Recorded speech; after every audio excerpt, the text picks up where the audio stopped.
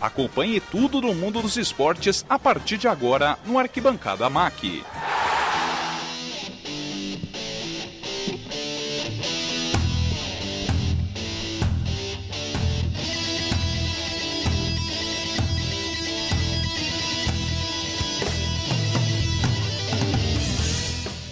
Muito boa noite, está no ar mais um Arquibancada MAC, o seu programa diário sobre o mundo dos esportes.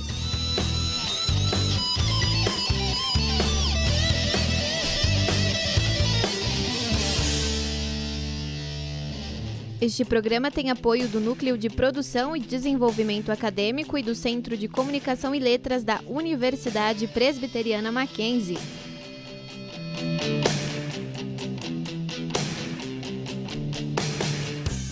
Eu sou a Rafaela de Oliveira e serei a apresentadora da noite. Lembrando que você pode nos ouvir pelo aplicativo TV Mackenzie, caso seu celular seja Android, ou pelo aplicativo Mac News, caso seja iOS.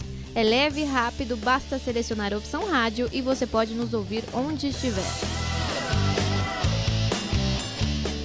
Muito bem, para começar os nossos trabalhos, eu começo apresentando a bancada que hoje está especial.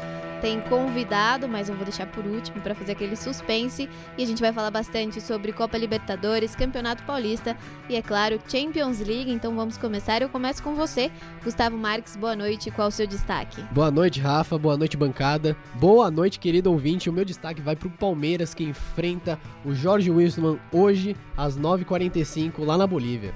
É isso aí, o Verdão tá passando umas dificuldades por lá, a gente vai falar bastante sobre isso. Agora, à minha esquerda, João Rodrigues, boa noite, qual o seu destaque? Boa noite, Rafa, boa noite, bancada. O meu destaque é o Santos, que amanhã enfrenta o Santa Fé no Pacaembu. E Bruno Paganini, boa noite, o que você destaca? Boa noite, Rafa, boa noite, amigos do Arquibancada. Meu destaque vai pro Flamengo, que enfrenta daqui a pouco a Universidade Católica no Maracanã, às 9h45 da noite, pela Libertadores da América. Bom, é isso aí. Agora, por último, mas não menos importante de forma alguma, inclusive, o nosso convidado da noite, Fred Júnior, que é repórter da Jovem Pan, vai falar bastante com a gente sobre futebol, tem autoridade, inclusive, para fazê-lo, não é? Então a gente começa falando sobre as coisas do Palmeiras. Toca o hino do Verdão. Quando surge o alviverde imponente. É o Verdão que volta a jogar pela Libertadores hoje contra a equipe boliviana Jorge Wilstermann no estádio Félix Capriles. Lembrando que esse é o jogo de volta e no jogo de ida aqui no Allianz Parque, o Palmeiras venceu por 1-0 com gol marcado no finalzinho da partida pelo zagueiro Mina. Eu quero saber de vocês qual a postura do Palmeiras depois de toda aquela confusão na Libertadores, mudança na equipe, não tem Zé Roberto, não tem Edu Dracena, conta com a volta do Dudu. E como deve se posicionar em meio a essa turbulência aí de Conmebol, de ser julgado, a suspensão do Felipe Melo, inclusive. Como é que vocês veem essa partida em especial? Eu acho que o Palmeiras vai perder muito ali o seu defensivo ali com o Felipe Melo. Ainda mais que o Felipe Melo gosta de tomar seu primeiro cartão amarelo ali sempre no comecinho do jogo. Mas eu acho que o Palmeiras perde ali a visão do jogo vista por de trás ali, que o Felipe Melo ele consegue ver, dar os seus lançamentos. E a gente não vai ter o Egídio, graças a Deus, vai entrar o Michel Bastos, que eu acho que é uma boa de uma substituição. Michel Bastos na lateral, não é? Meu Deus do céu. Vamos ver, mas eu quero que você se apresente, Fred. Boa noite. Boa noite a todos. Vamos falar do Palmeiras, é isso já? Exato, vamos lá. Então, o Palmeiras vai ter o Michel Bastos. Teve uma conversa do Eduardo Batista com o Michel, porque o Michel veio para jogar no meio campo. Sim. Ele não queria ser mais lateral desde o tempo de São Paulo. Ele conversou com o Eduardo, vai jogar como lateral esquerdo. O Egídio tem o grande problema dele é a defesa, é a marcação do Egídio. Ele até apoia bem, mas ele tem um problema defensivo. Ele toma muita bola nas costas. Com isso, o Michel Bastos vai jogar. Por quê? Porque o time boliviano vai jogar muito bola aérea e bola em velocidade, porque eles aproveitam a altitude. A altitude de Cochabamba não atrapalha tanto como se fosse em La Paz, 2.600 metros. Não é tão alto assim. Mas mesmo assim, um ou outro jogador pode sentir. O Jean é um dos que já está sentindo a altitude. O Palmeiras já treinou ontem na Bolívia. Então o Michel Bastos vai jogar como lateral esquerdo. O Thiago Santos, ao contrário do palmeirense aqui, o nosso William Bigode aqui, ó, em relação ao substituto do Felipe Melo, o Thiago Santos na parte defensiva, o Palmeiras ganha mais força com o Thiago Santos, é um jogador que destrói mais que o Felipe, perde na criatividade, porque o Felipe Melo tem como uma característica a saída de bola. Ele sai muito bem com a bola, cria jogadas. Coisa que e o Thiago Santos não faz. Tem muita dificuldade.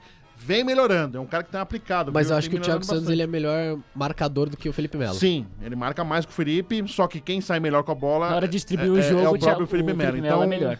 Troca o cachorro, né, o Pitbull pro Rottweiler, mas... Quem será que bate mais, hein? Bom duelo. O Felipe bate mais que o Thiago. O Felipe bate mais. Chega mais forte que o Thiago. Acho que é diferente, não é nem bater. É chegar junto, forte. Então muda essa parte. Então, como o Palmeiras vai ser atacado, porque o Jorge Wilstermann tem que ganhar o jogo, Sim. porque o Atlético Tucumã ganhou do Peñarol. Entra pressionado. Então é melhor cuidar dessa parte de defesa, de marcação, já que o Palmeiras todo o início de Libertadores começa mal a partida.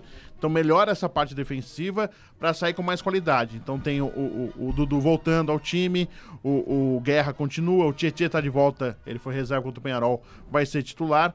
E no ataque, a tendência que deve acontecer mesmo é o William no lugar do Borja. Era essa a minha pergunta. O Borja tá perdendo espaço, tá mal, não tá jogando bem, tá sentindo sim, é uma adaptação, é um momento, é o início. O Guerra teve esse problema e voltou agora, começou a jogar bem. Contra o Peñarol, o segundo tempo do Guerra foi perfeito, jogou muito bem. Até no jogo de São Paulo, o Guerra foi muito bem no segundo tempo. E essa mudança deve acontecer, o William começando, é o artilheiro do time, 8 gols, acho que é nada mais justo do que ser titular. O jogador que tá... Mas Fred, na minha opinião, não só em questão do Borja tá vindo ali, tá tendo toda essa adaptação, eu acho que ele vem muito com a bola lá em cima. Vindo como super jogador valorizado. mais, muito melhor valorizado. jogador das É que assim, ele Américas. custou 30 milhões de reais, né? Então é impossível você deixar um cara no início, por mais que ruim ele esteja, e há 5 jogos que ele não marca, muito difícil pro treinador e muito difícil pela pressão do torcedor, você colocar esse cara no banco. É muito complicado. Existe Pressão, toda a pressão bastidor. forte, bastidor. É um cara que custa alto, tá todo mundo de olho nele. Ele começou muito bem, né? Ele começou fazendo gols que todo mundo esperava, como aconteceu com o Prato no São Paulo. O Borja, do mesmo jeito, começou muito bem. O Prato até deu uma caída agora com o São Paulo, voltou a jogar bem. Então, acho que são altos e baixos que ele vai sentir. É que o Borja, como a gente só viu 6 jogos dele, a gente só viu 6 jogos do Borja o ano passado. 4 no Foram Atlético, 2 bons, semifinais de Libertadores, 2 finais de Libertadores e os 2 do Mundial. Foi isso que a gente viu do Borja. Então a gente teve uma impressão que ele era top do top. E no Mundial ele nem apareceu direito. Pode ser que ele não seja... não, o Mundial ele foi mal. Foi bem no Libertadores, o Mundial ele não foi bem. Então assim, pode ser que ele não seja o top do top, mas vai ser um jogador importante. Tecnicamente, ele hoje, mesmo não jogando bem, ele é melhor que o Alexandre. Ele é melhor que o Rafael Marques. Isso é verdade. Sim. Então eu acho que é um jogador que vai voltar a ter um espaço como titular. Mas agora perguntando pra você, porque eu vi um vídeo que você postou no Twitter, você acha que o Borja não tá encaixando com o sistema que o Eduardo Batista tá colocando? O Eduardo quer que ele se mexa mais no campo. Eu acho o Borja, ele no muito... Nacional, ele recebe... O time jogava em função dele. Então, as jogadas eram feitas pro Borja concluir. E no Palmeiras é diferente. Ele é mais uma peça. Preguiçoso, na minha opinião. Não é preguiçoso, é o jeito dele jogar. É como ele jogava. Ele estava acostumado a receber a bola. No Palmeiras, ele vai ter que buscar a bola. Vai ter que buscar espaço pelos lados, não ficar centralizado só. Coisa que ele não vem buscando pelos jogos. E porque ele tá tendo essa dificuldade. Então, quando ele perceber que ele vai ter que jogar de uma forma diferente do que ele já fez, aí ele consegue ir bem. Lembrando que ele tem 24 anos, já rodou um pouquinho. Não é um menino que tá surgindo que nem o Gabriel Jesus, que já estourou lá na Inglaterra. Então, assim, eu acho que não vai ser o jogador valendo 30 milhões. Não é um jogador de 30 milhões de reais. Mas também não vai ser um craque, vai ser um perna de pau com a camisa do Palmeiras. Eu queria dar só alguns dados, né, pro nosso ouvinte sobre como joga o Jorge Wilstermann na Bolívia, né? Ele é o 10º colocado, tem 4 vitórias, 2 empates e 7 derrotas. Um destaque que eu observei é que ele ganhou do Bolívar, que é o líder do campeonato boliviano, por 1-0, jogando em casa. Então vai ser uma dificuldade a mais aí pro Palmeiras. Tem né? o Alex Silva, que é em casa. pirulito, o zagueiro, joga bom no time zagueiro, boliviano. pena que ele não cuidou da carreira dele. Ele tem muitos problemas de joelho, problemas com a noite, né? Problemas, né? É um bom zagueiro. Então isso atrapalhou bastante essa parte, né? Tem Quanto até mercado no mais futebol tempo você vai brasileiro. passando, você não cuidar do corpo, tem jeito.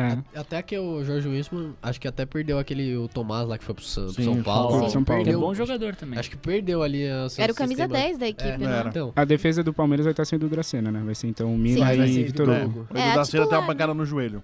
A Mas defesa o é Edu boa. esse ano tá melhor que o Vitor Hugo. Sim. tá muito, né? Já Mas tava... a dupla dos dois foi muito boa no ano passado, né? Sim. Eu anotei uns dados aqui, tem 11 vitórias e 2 derrotas apenas. É que eu acho que o Vitor Hugo começou mal. Ele foi expulso 2 vezes em sequência na Libertadores e no Paulista.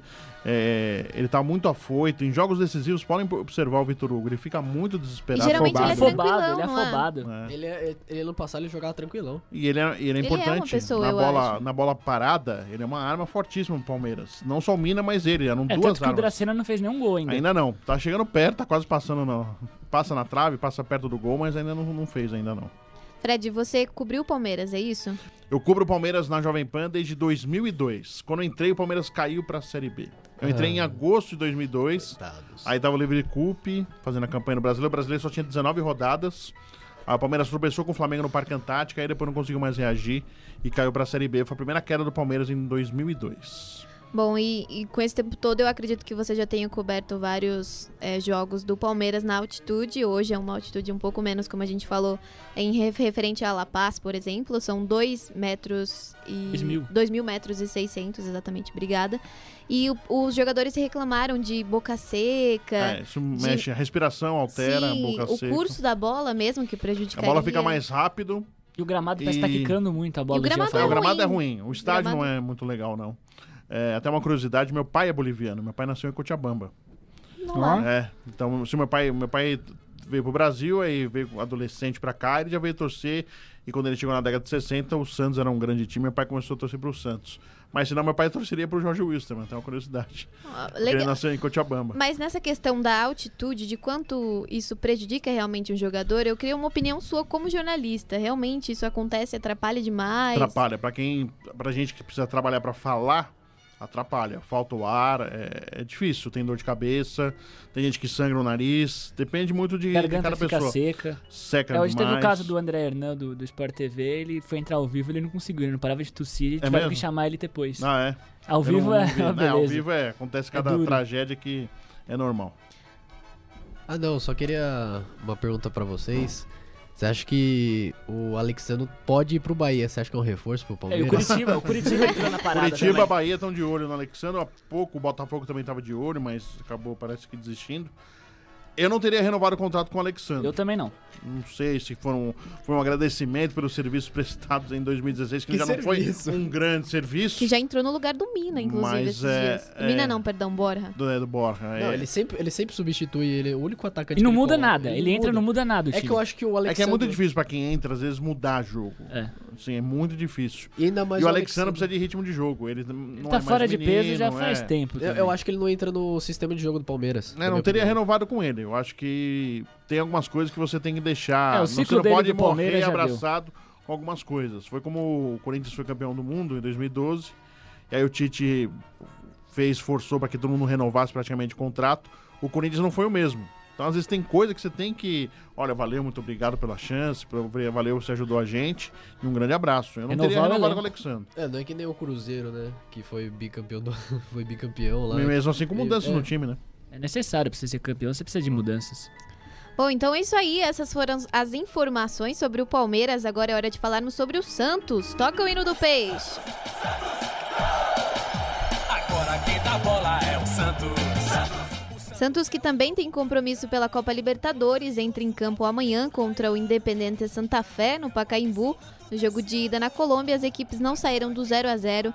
E eu queria perguntar... A minha pergunta era direcionada a você, João, mas agora eu vou direcionar ao Fred. Tô decepcionado agora. Depois você dá claramente a sua opinião. Mas eu queria saber de você, Fred, se realmente só a vitória importa e...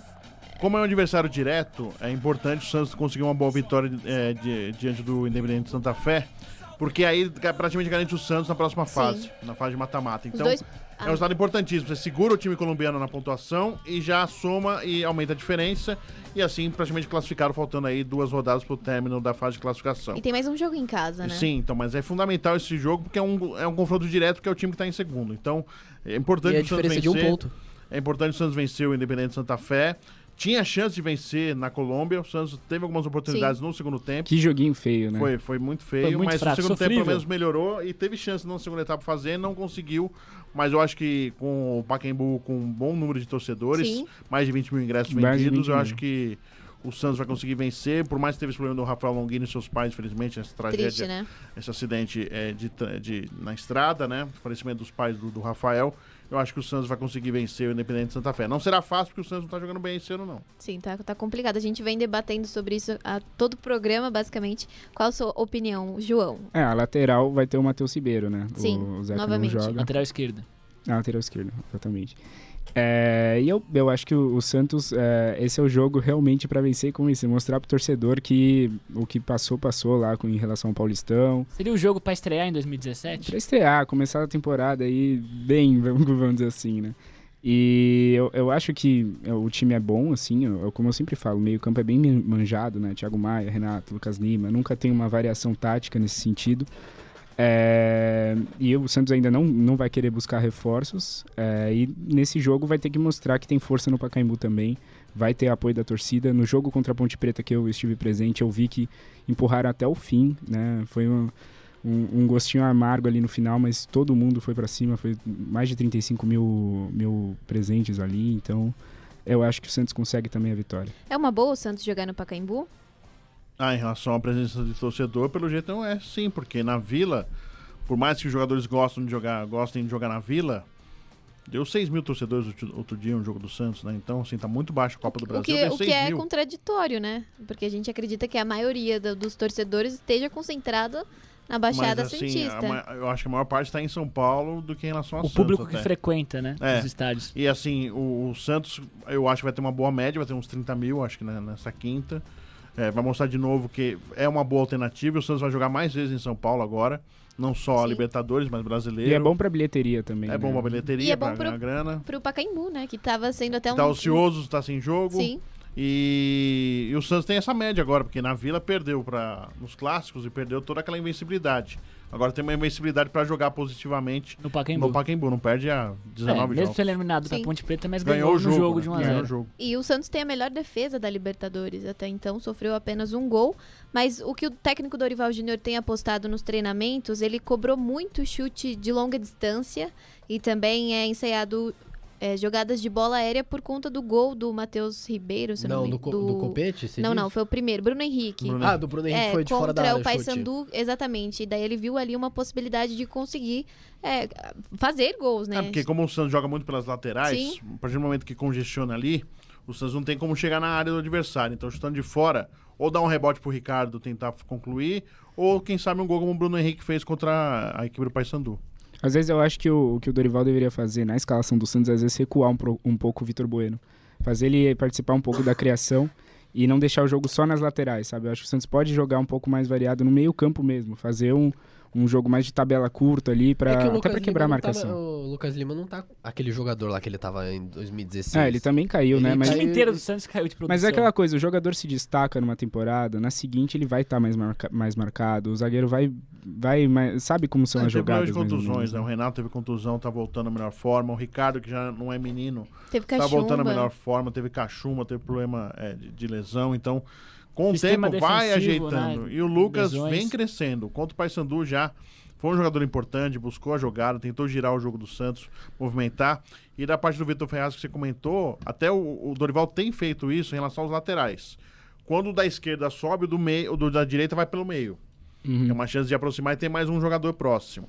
E a mesma coisa vice-versa, para inverter essa infiltração pelo meio como um elemento surpresa. Então, senão às vezes fica meio espalhado também a jogada. É que senão fica jogando só de um lado, né? Sim. Ou joga só do direito, fica lá no lado direito o Vitor com o Lucas, ou fica no esquerdo o Bruno Henrique com o Zeca, agora o Matheus, de um lado só, né? E o Ferraz contra o Santa Fé, acho que ele botou uma bola na trave, né? Que ele entrou na área, chegou a quase fazer o gol. Bom, eu quero, na verdade eu perdi a oportunidade de fazer enquanto a gente estava falando sobre o Palmeiras, mas eu quero palpites, né, gente? Eu acho que é fundamental, todo mundo gosta aqui de dar palpite. Primeiro, no jogo do Palmeiras, eu quero saber a opinião de vocês para essa partida. Começando com você, João, pensativo. Eu tava pensando aqui já. Eu acho que 1-1.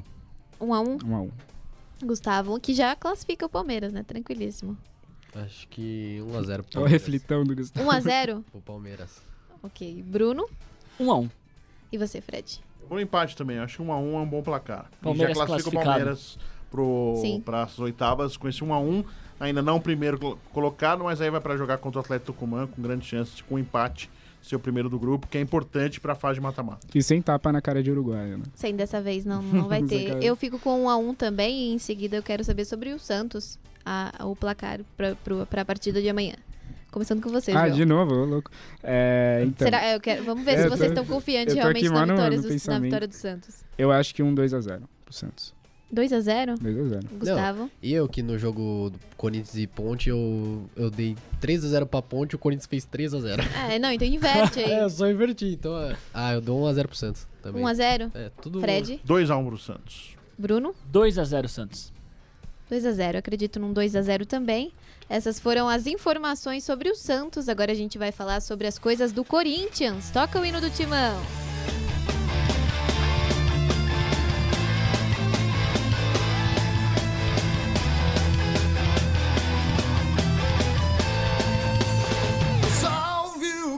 Corinthians, que se prepara para a final do Campeonato Paulista contra a Ponte Preta, construiu uma ótima vantagem de 3 gols no último domingo no Moisés Lucarelli e decidirá a competição em casa, com casa cheia. Quer dizer, já é campeão, né? Será? Muito difícil. Não pode falar isso. Por que você tá falando isso, Bruno? Acho Você sabe que não pode, é que zica, né? Na época do PSG e Barça, que eu vi de gente falando já era pro Barça. Sim, não sei sim. Que... Mas me conta uma outra sem ser o PSG e Barça, nessa sem temporada. Sem ser o PSG e Barça. Nessa temporada. Teve o quase, né? Palmeiras em Grêmio na década de 90, mas foi quase. Bateu na trave. Você tá voltando quando era criança. Não, Palmeiras e Vasco, o Palmeiras fez 3-0, o Vasco fez 4 gols. Não, mas esse ano, que muita gente tá só citando. Não, sim, é por isso que eu acho. O Corinthians já é campeão. 3-0. A não ser que nem se o Corinthians ficar a semana inteira na zona. E por que foi o Barcelona? Você acredita que tenha sido porque foi o Barcelona? Porque foi o Barcelona. Porque tem Messi, Neymar e Suárez. Mas o Corinthians tem Romero. Não adianta com o William. Aí a Ponte Preta, William Potker. Luca e Cleison. E o Gilson Kleina no banco. Contra um time que a fama é de ter uma boa defesa. Um time que toma poucos gols. Vai jogar em casa com a torcida, 40 mil gritando. Surpreendeu o placar, 3 gols. E a Ponte que não consegue ser campeã, que coisa. É uma pena, eu gostaria que a Ponte Preta fosse campeã. Primeiro acabar esse tabu com a Ponte Preta, mais de 100 anos, conquistar um 117 título. anos sem ganhar nada. Sempre batendo na trave, né? Sempre chegando assim. Eu tava torcendo muito pro Gilson Kleina, eu gosto muito dele, eu queria que ele fosse campeão paulista. Seria importante pra carreira do Gilson, que teve essa chance no Palmeiras, daí depois ele fez uma escolha errada, ele mesmo admite que foi pro Bahia, acabou deixando o Bahia antes de cair, mas ele fez a campanha teve passagem pelo Curitiba. No Bahia, depois teve Curitiba, teve Goiás. Mas aí seria legal pro Kleina esse título. Infelizmente não vai acontecer, porque 3-0, pode esquecer que não vai mudar. Eu também acho bastante difícil. É capaz do Corinthians ganhar de novo, gente. Sim, grande chance. Não é nem a Ponte conseguir vencer. Quase que a Ponte, não. Inclusive o Flávio Prado tava bem bravo, né? Ele falou que... Tava. Ele falou que a Ponte Preta tinha que jogar com um time reserva, pensando já na Sul-Americana. Mas eu queria ressaltar as ausências que o Corinthians vai ter pro jogo de domingo. Já não tinha Rodriguinho e Gabriel, agora não conta, pelo menos até agora, com o Fagner, já que ele foi suspenso por conta do lance ali com o Cueva. Merecido. Sim, merecido, também acho. Eu acho ele um jogador Mas o Cueva devia ser punido também. O Cueva ele também. Só tomou advertência. Achei a advertência muito fraca. Eu acho que ele deveria ter sido punido com um jogo. Ia cumprir só no ano que vem, mas acho que ele não acertou, mas ele teve a atitude antidesportiva de tentar agredir um companheiro. Exatamente. E como é que vocês enxergam essa situação do Corinthians, mesmo já tendo construído um bom placar fora de casa, perder principalmente o Rodriguinho, que vem se destacando tanto, o Gabriel também é importante, e quem pode substituir esses jogadores? Paulo Roberto. Meu Deus. Nossa senhora. O Paulo Roberto, pra volância. O Fagner é o Léo Príncipe, né? O Fagner é o Paulo Príncipe. Roberto no meio campo lugar do Gabriel. Estão falando que o Pedrinho no lugar do Camacho. Tem o Marquinhos Gabriel também, pode entrar. Mas o Marquinhos tá em má fase. Isso aqui ficou bravo já. Marquinhos Gabriel, é um sono danado. Não estreou ainda pelo Corinthians. É o Egídio no Palmeiras, Marquinhos Gabriel no Corinthians. É o Guilherme no Corinthians, Bruno no São Paulo. Tem uns nomes assim que você fala, o torcedor passa mal já. E sobre, eu acompanho em todas as mídias, principalmente no rádio, que é o que eu ouço mais, o pessoal tá debatendo bastante sobre quem deve levantar a taça caso o Corinthians sagre-se campeão paulista. E aí tem toda a questão de quem vai entrar como capitão, porque quem é capitão que levanta a faixa... O Jô. Que levanta a taça, aliás. Você acha que tinha que ser o Jô? Tinha que ser o Jô. Falaram que devia realmente ser o Jô pela questão de, identidade, saiu do terrão, voltou pra cá, foi desacreditado e foi decisivo, o melhor centroavante do Paulista. Eu acho que pode fazer assim, o Jô como capitão no jogo, levanta a taça, o Fagner do lado e tá tudo certo. E se o Fagner não jogar? Não, mesmo não jogando. Ele, na hora que você vai comemorar o título, tá todo mundo lá de volta. Mas será que o presidente vai querer levantar a taça de novo? Boa informação. Daí ele fica um do lado do outro, levanta a taça, mas antes o Roberto Andrade vai levantar, vai passar mico, antes. vai levantar a taça. Então Gabriel, Rodriguinho, todos podem estar lá. Eu acho que Podem. todos Até quando estarão eles lá. estão lesionados, eles entram com muleta, tal, pra comemorar. Na hora de comemoração pode, mas assim, simbolicamente podia ser o Jô ao lado do Fagner, o capitão com Cássio, o jogador do jogo, do capitão... Cássio. Não, acho que o Fagner seria mais Eu acho também, eu mais concordo. correto, né? Ou o Jô, ou mesmo o Jô, O porque... Jô seria um merecimento, né? Palavra que o Sim. Tite usa bastante. E ele que fez, né, basicamente Muito decisivo, principalmente nos clássicos. Por esse campeonato, eu acho que o Cássio não mereceria, assim, se você fosse olhar, né? Mas pela história que ele tem no time, por tudo Então, que ele já construiu, né? falaram eu acho que bastante também sobre seria isso plausível ele usar a tarja pra pelo menos uma vez levantar ali um título meio que simbólico, né? Eu acho. Exatamente. E... Ainda sobre o Corinthians, eu tava pensando aqui no time. Bateu uma reflexão lá. O Cássio, será que o Cássio Não, merece? eu tava pensando no time aqui, mas enfim. O Curitiba entrou na justiça contra o Corinthians agora há pouquinho, por conta do Casim, que o Corinthians não quer pagar o dinheiro do Curitiba. Tentou emprestar o Guilherme, o Curitiba não quis, o Guilherme também não. Na verdade, a gente E foi não pro sabe rival o muito Guilherme, bem. né? Foi pro Atlético Sim, Paranaense. Exatamente. E entrou na justiça, Jesus Cristo, por conta de... Foi acordado 5 parcelas no valor de 886... De parcela o Corinthians entende bem, né? De o quê? De parcela o Corinthians entende bem, né? Aham, Bruno. E o valor de 886 mil reais cada parcela. As primeiras 3 já não foram pagas, o Corinthians não se manifestou. Eu acho isso uma palhaçada, né, gente? Calote. ruim, né? Corinthians. Famoso calote, né? E aí eles entraram E outra, no... olha o preço do Casim, gente. Do Casim. Não, e o Casim? A gente tá falando do Casim. Ó, Não é o Casão. Exatamente. Ó os negócios que os É o caras Casim. fazem no futebol. 1,2 milhões de reais. Casinho, os caras não reais. pagam a Não, parcela. 5 parcelas e não Aí o pagam. Curitiba entra na justiça e acham ruim ainda com o Curitiba. Sim. E eles Absurdo. entraram na justiça já buscando uma penhora, ou seja, Sim, realmente penhorar. tem que tirar agora porque pelo amor nem precisava Uma disso, vergonha, né? né? Convenhamos. Mas qual que é a sua opinião sobre o Casim? Eu acho tecnicamente muito fraco. Ele lutador, dá carrinho. Sim. Isso aí o torcedor gosta de jogador dessa maneira, mas tecnicamente ele é fraco, tanto que ele não é titular no Corinthians. Já se machucou. Rodou o mundo inteiro. Não. Parou em lugar Chegou nenhum. pra fazer a mídia, né? Lá, o gringo da favela. Gringo da favela. Ele foi inteligente, ganhou a torcida naquele momento, mas fraco, né? E o Jô agora em ascensão, cogitaram de jogar juntos, né? Jô e Casim, não Tentaram. vejo chance agora de jogarem juntos. Mas o Casim é muito fraco, não dá. Não, Ele mas é pra gente quem boa, tinha o- simpático, dá boa entrevista, porque É. é um estrangeiro tentando falar português, mas... Quem tinha o Gustavo como reserva, agora tem Não, o o cara Casim, pode aí estar mais... é difícil. Eu queria fazer uma pergunta pro Fred. Pode fazer, então, A respeito Fred, do como ele enxerga o Corinthians pro Brasileirão, né? Porque uma coisa foi o Paulista, a gente sabe que é um campeonato que se você levar em conta é um pouco tecnicamente mais inferior, né? Com esse elenco que o Corinthians tem, se ele pode sonhar com uma Libertadores, quem sabe até com um título, não sei. O campeonato regional, todo mundo diz que engana muito em relação ao brasileiro. Eu acho que ainda o paulista é o que engana menos, porque o nível do paulista é muito forte. O nível do campeonato paulista. Não só porque nas semifinais encontra os clássicos, mas os times do interior, comparando-se com outros regionais, são mais fortes que outros times do Rio, Porto Alegre, do Rio Minas. Grande do Sul, Rio de Janeiro, Minas, e aí vai. Paraná, da mesma forma. Só que, se a gente lembrar que o Corinthians não mudou muito do ano passado pra cá, todos lembram o segundo semestre do Corinthians. Se não tivesse uma boa pontuação que fez no primeiro turno, o Corinthians estava lutando pra não cair no segundo turno. É o time que fazia 1-0 e olha lá, sofria pra fazer gol. Chegou o Jô, melhorou essa parte, mas ainda o Corinthians falta muita coisa. Eu acho que não adianta só depender do Jadson, tinha que ter um cara melhor. O Guilherme não deu certo, outros jogadores também não deram certo no time do Marquinhos, Corinthians. Giovanni Marquinhos Gabriel, Augusto. Giovanni Augusto. Não deram certo. O Corinthians acho que vai precisar. Para um campeonato brasileiro, não adianta só fazer eleição de casa. Você tem que arrancar ponto fora também para você sonhar em brigar por algo. Porque Se você quer ficar só na Série A, tudo bem, você tem que ganhar em casa.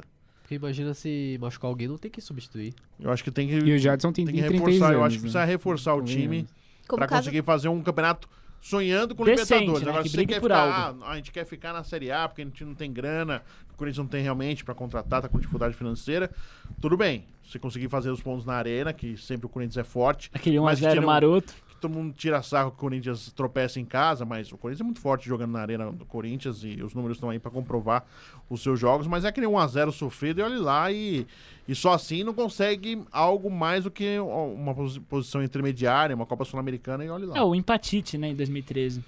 Mas ele sofreu Principalmente muito em com isso, pontos, ficou em marcado pontos, com isso. Né? pontos corridos.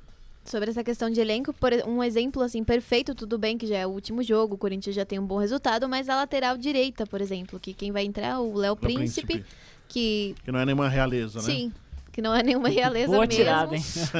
O jogador da E base. esse programa conhece trocadilhos muito ruins, né? Então esse aí realmente foi o melhor. Eu agradeço. E só uma informação que eu achei importante ressaltar por o torcedor é que o Corinthians vai comparecer, independente se venceu ou não, o Paulista vai comparecer à festa da Federação Paulista, porque o vice também tem esse direito. E por conta disso, a festa acontece na segunda-feira à noite, por conta dessa festinha que o pessoal vai ir, né? Vai colar. Vai colar. Eu ia falar vai colar.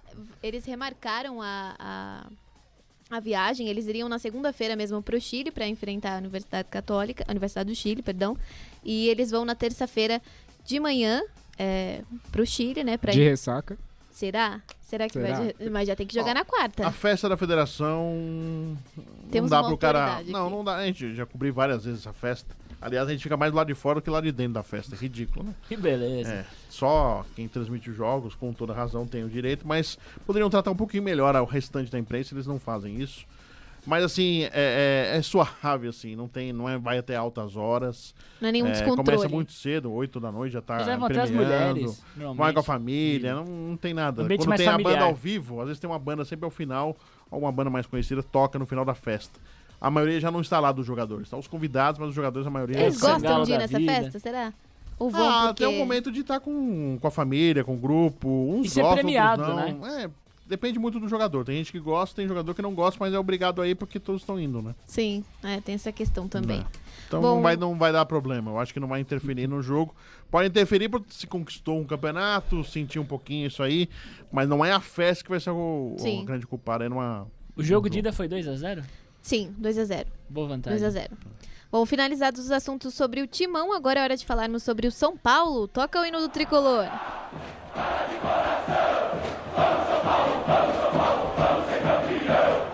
Salve o tricolor paulista. Tricolor que só volta a jogar no dia 11 contra a equipe argentina. João, por favor. Defensa e justiça. No Morumbi, em partida válida pela Copa Sul-Americana, e logo depois, já no dia 14, estreia pelo Campeonato Brasileiro contra o Cruzeiro. Já podem fazer uma vinheta. Defesa Não e é, justiça. e você viu que ele tava olhando pra mim já, né? viu? Porque ele esperou que eu Eu já fosse, combinado. Que dupla. Já. Pode fazer uma vinheta já. que eu fosse acioná-lo. Entrosamento perfeito. Sim, você achou? Ok, eu vou começar perguntando pra você, Bruno. O que você acha que esse tempo que o São Paulo vai ficar sem jogar, esse tempo de folgas, não é folga porque eles treinam, mas esse tempo sem jogo, esse período sem jogo, é um período bom pra quê? Pro Rogério Ceni testar novas peças, já que ele quer diminuir o elenco, pra se fortalecer numa situação de que acabou de ser eliminado de 2 competições em pouquíssimo tempo. Como que o Rogério Ceni pode fazer um bom uso desse tempo? É bom pra ele testar as coisas novas. O problema é que o Thiago Mendes já deu entrevista Falou que não tá criticando. entendendo nada. Não entendeu. Então também os jogadores do São Paulo também precisam ajudar um pouco. E o Rogério, que vem com aquele perfil dele sempre nas entrevistas de querer demonstrar os números, né, tentando justificar um pouco essa evolução do São Paulo. Isso é chato, Fred? O que você acha? É chato, né? É chato. Ele sempre vem preparado pra É que assim, ele quer mostrar que o time dele está jornalistas. evoluindo. Apesar da derrota, que o time dele está em evolução. Só que o torcedor não quer saber isso. E Sim. pra gente também, muito número também não é legal. Assim, Quer ver bola fica uma coisa rolando. maçante, uma coisa meio chata. Você tem, claro, ter número pra embasar, pra saber como que tá fazendo o trabalho do treinador, mas não é a referência total. Não é o senhor das coisas. Então, é muito chato. E o Rogério tá muito chato. Isso aí tá irritante. Demora demais pra dar entrevista, isso já pesa muito. Isso eu achei legal. Esses dias eu tava escutando a concorrente, a Transamérica, e o pessoal tava falando sobre justamente isso. E daí cada um que defendia uma coisa, que fala, tipo, um falava, se ele acordou que só vai, tipo, terminou o jogo, só vou dar coletiva daqui a 2 horas. Tudo bem. Aí tinha um outro jornalista que falava, não, gente, isso é um desrespeito. 2 horas esperando. Ele disse para um assessor que ele não mudou o que ele fazia quando era jogador. Realmente o Rogério, quando era jogador, ele era o último a sair. Então, quando ele falava com a imprensa, não era nem coletivo. Ele tá saindo, o carro dele era colocado ali no pátio principal, da saída do portão principal. Ele saía, tinha alguns torcedores que esperavam, tirava foto, e a gente falava com ele, ele falava. Realmente era mais de 1 hora depois do jogo, mais de 1h30 depois do jogo. Nesse ponto, ele não mudou. Se a gente fala assim, agora é que ele mudou. Não, ele já demorava quando era jogador. Só que ele mudou a sua função. A função dele é de técnico. E o técnico convencionou-se, e todo mundo quer ouvir, o treinador falando do time pós-jogo.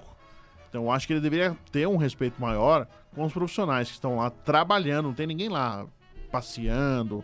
Vim assistir o jogo do São Paulo, não tem nada pra fazer, eu em casa vou assistir o jogo do São Paulo e encher o saco do Rogério Ceni. Não, todo mundo vai lá e questionar por que o São Paulo não tá jogando, por que o São Paulo ganhou, por que o São Paulo melhorou, piorou. Então acho que isso o Rogério deveria mudar.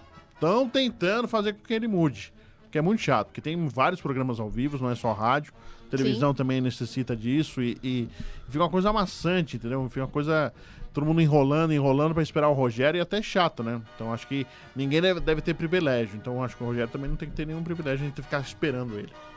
Esse período eu acho que é bom, né? Pra ele tentar ajustar algumas coisas do São Paulo. Até lembrando o Palmeiras do ano passado do Cuca. O Palmeiras foi eliminado da Libertadores, do Paulista.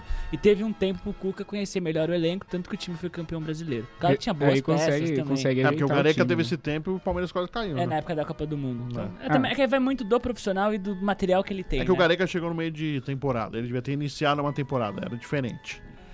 O Cuca ele chegou em março. Mas o Gareca por ser estrangeiro. Sim, tem aquele tempo de adaptação. Dificuldade da língua, dificuldade de trabalho, o método era diferente. E o time... Eu observei e falei algumas vezes do Gareca, o treino dele era totalmente diferente do que a gente via aqui no Brasil.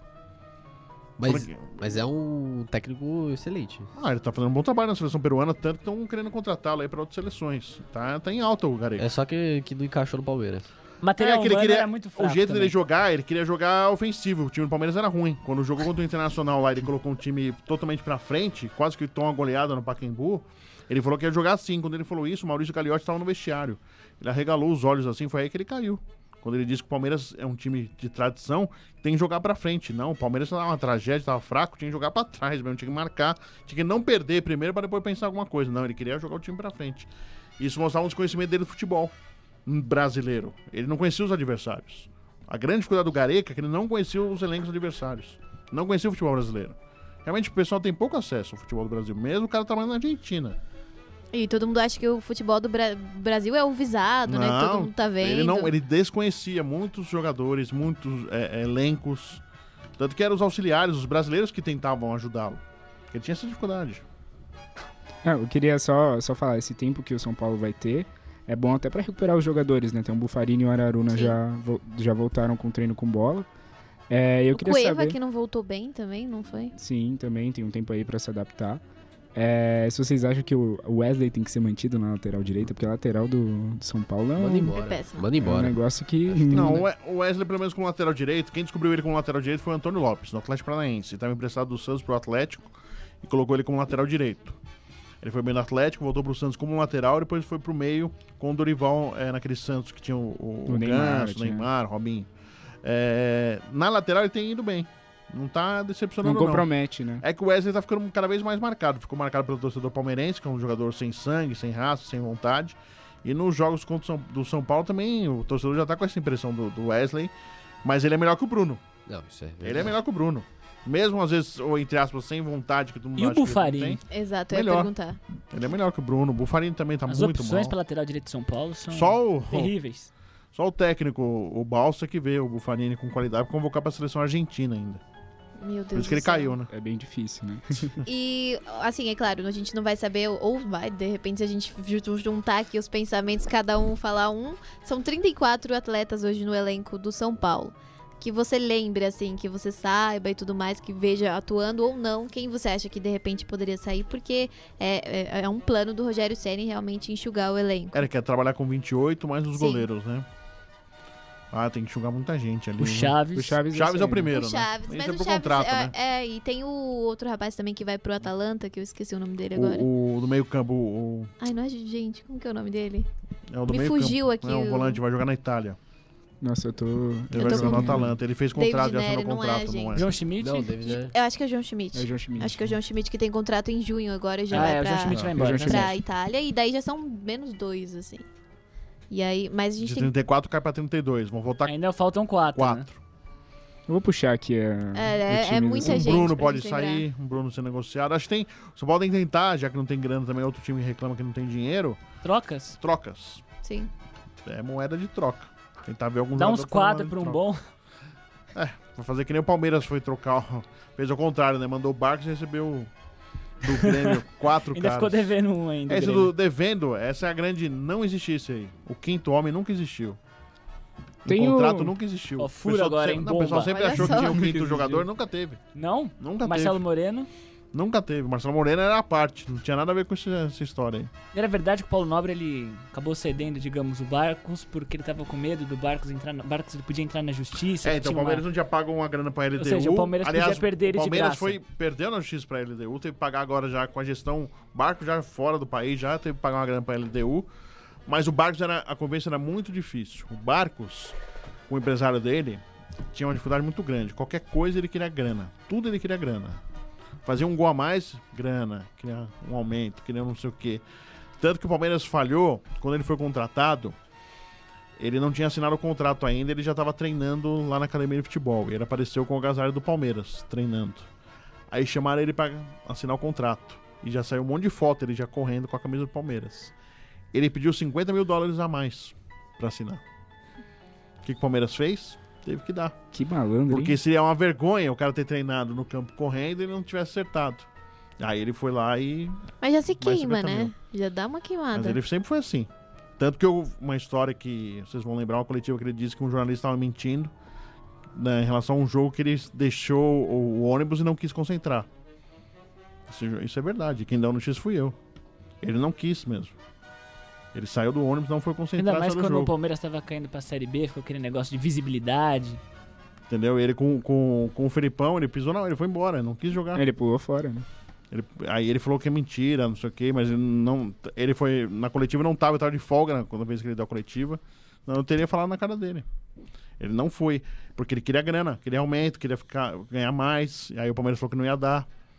Toda vez ele cobrava um negócio de dinheiro. Pode ver que ele roda, ele não para em um clube. Que tem isso aí, ele faz alguma coisa, ele quer ganhar uma grana, cara. O Barcos era difícil também. Era um bom jogador. Bom jogador, Pena fazedor que de não- gols, só que tem isso aí, pode ver a carreira dele, quanto tempo ele ficou num clube. Agora no Grêmio parecia que ele ia ficar um pouco e já foi embora também no Grêmio, fala que vai voltar pro Grêmio. Assim como Tem fala que vai voltar na LDU. Pode ver que ele fica girando. Não, ele não fica, ele gosta, faz muito gol e quer ganhar uma graninha.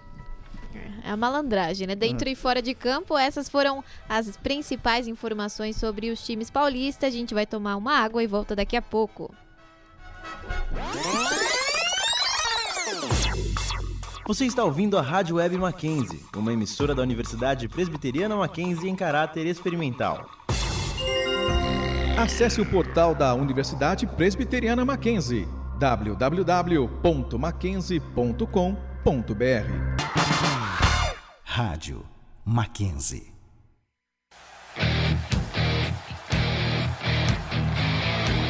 Acerte o seu aí, que eu arredondo o meu aqui.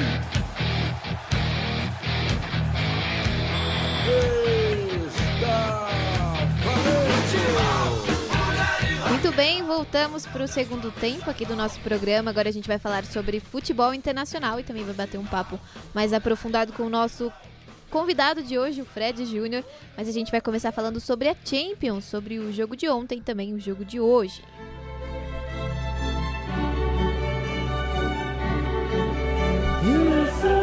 Ah, não acredito. Cantor, hein? Depois dessa cantoria do Gustavo. Gustavo, você quer começar falando sobre os jogos? Quer falar sobre o Cristiano afinado. Ronaldo? Eu quero falar do Cristiano Ronaldo, papai Cris aqui. É dele! É dele, sim! Papai Cris é mancada, mas com os 3 gols que o Cristiano Ronaldo marcou ontem, ele chegou aos 10 gols, está apenas um atrás do artilheiro desta edição de Champions League, que é só o Messi.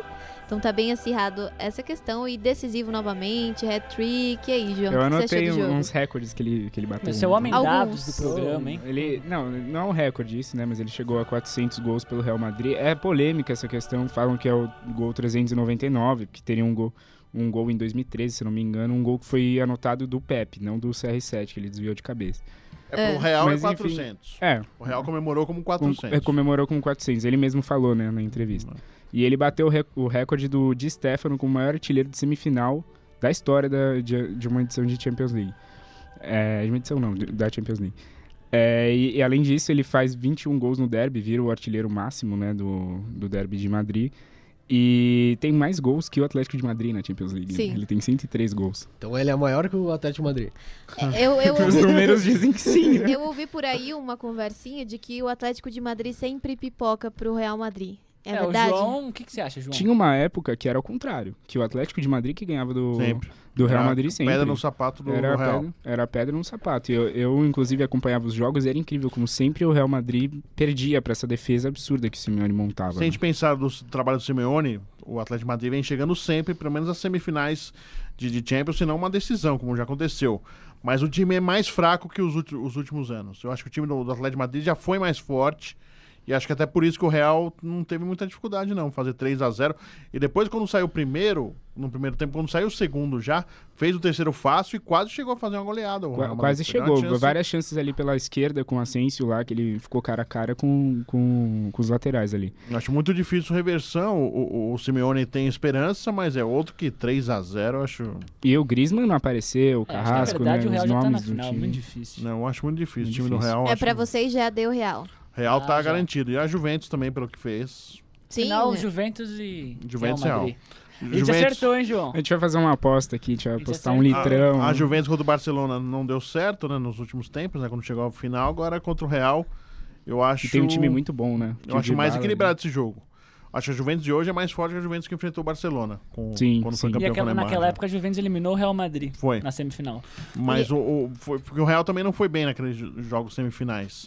Mas eu acho que esse jogo vai ser mais equilibrado. A defesa é mais sólida e o ataque também, né? Por ser um jogo só, eu acho que a Juventus entra forte contra o Estádio Real. neutro, né? Estádio neutro. E qualquer detalhezinho ali, né? O Chiellini é um ótimo cabeceador. A defesa deles... Pode ver que o Barcelona tentou, não conseguiu. É fora o Buffon, né? Então, você passa da linha, vai ter um goleiro que é o Buffon. Então é muito difícil fazer gol na Juventus. E sobre a Juve, venceu hoje com 2 gols do Higuaín, que foi muito contestado quando chegou a... Quando saiu, na verdade, Napoli, né? Quando chegou, não. Perdeu de gol hoje também. Sim. Mas sempre acontece Fez com 2, ele. mas jogador de 90 milhões. Vocês viram que o Napoli tá atrás do Gabigol, né? Tá, eles estão... O Sevilha também, eu vi. O Sevilha também? Também tava de olho no Gabigol. Vocês acham que seria uma boa ele sair do Internacional? Pelo jeito sim, né? Porque nunca vi. O cara jogando. Mais caro não consegue jogar.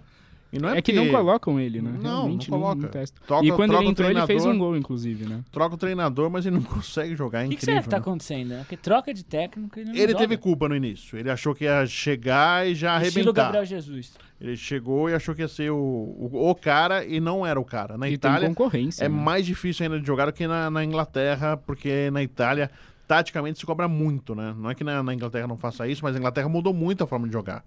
A Inglaterra é gostoso ver o campeonato inglês. Sim. Agora, italiano, ultimamente, tem cada joguinho... Só salva a Juventus, o resto... Você tem algum time fora do Brasil ou não? Não tenho, não. Mas, assim, eu gosto muito de ver o futebol inglês e o futebol espanhol. Italiano eu adorava antigamente, que a gente começou a ter paixão pro futebol italiano para os mais velhos, né, os mais antigos, quando a Bandeirantes começou a transmitir, quando tinha o Careca, o Maradona no Napoli, o Milan tinha o Gullit, o Van Basten, o Rijkaard. Tinha grandes jogadores, né? E eram grandes jogos, né? Que o Napoli e o Milan faziam, né? Ali você gostava de ver o futebol italiano. Ali que eu tomei gosto de ver o futebol internacional a partir dali. O alemão eu gostava de ver um pouquinho. Passava na TV Cultura o futebol alemão. Não era nem... passava na TV Cultura o futebol alemão.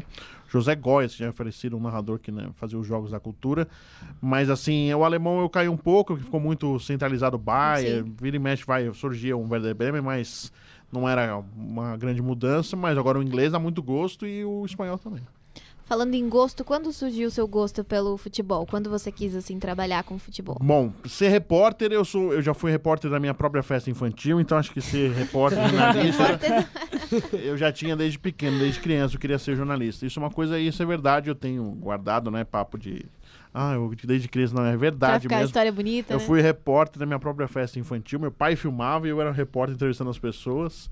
E eu sempre tive gosto disso. Futebol e esporte eu sempre gostei. Joguei Federado Futebol de Salão, joguei a Copa Jovem Pan, sempre gostei de futebol, fiz teste em clube, tudo normal. Joguei no Santos um pouquinho, na base do Santos, mas fiquei muito pouco, no Nacional.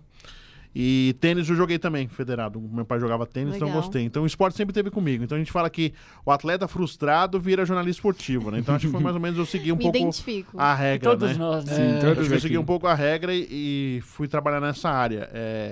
É puxado, é difícil, você abre mão de muitas coisas. Sim. Finais de semana, uma quarta, uma quinta-noite, um sábado e domingo, feriados, mas se você gosta, é muito mais fácil você lidar com todas essas dificuldades do que se você não gosta, porque a mudança é muito forte, assim, lá na PAN a gente trabalha direto, assim, final de semana. Não tem essa, churrasco com um amigo, não tem aniversário de família. Você não tem isso. Mas, assim, é prazeroso você fazer o que você gosta. Então, eu faço o que eu gosto, então acho que facilita. Mas eu já aviso para vocês que são estudantes, não é simples, não é fácil. Trabalhar com esporte, com futebol, é diferente. É diferente porque futebol é quarta, quinta, sábado e domingo. Você não vai escapar disso. Sim. Não adianta falar, vou viajar com os amigos e tem bola rolando, cara. Então, assim, a chance é de você fazer alguma coisa exatamente nesse momento, né? Legal. E pode perguntar, João. É que eu vi alguns vídeos seus lá no YouTube pelo canal da Jovem Pan e eu queria saber se tem alguma diferença você fazer você tá participando ali na internet, se alguma coisa muda. Porque eu vi que é um canal que tá em crescimento, né? Sim. 30 mil inscritos, né? O canal tá crescendo. Esse ano eu tô participando da segunda temporada do Arquibancada Jovem Pan, que é um programa que eles criaram, que é um programa nome curto. parecido com o nosso. Desconfiaram a gente, hein? Epa! E eu acho legal. A rádio foi uma das primeiras, se não a pioneira, em dar a rádio com imagem, né? Usar a internet como um veículo também de informação. Sim, sim. A rádio foi uma das primeiras, até a TV Jovem Pan, eu já fiz muita coisa, assim, na época de 2007, isso recuando bastante.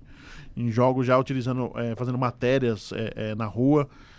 Eu acho legal, é o caminho, que o rádio, para sobreviver, vai ter que se aliar com a internet, isso é o caminho. O rádio não vai morrer, por mais que as pessoas falam, isso não vai acontecer. Mas que a rádio vai precisar se aliar à internet e ter um canal em FM, que vai acontecer agora, né?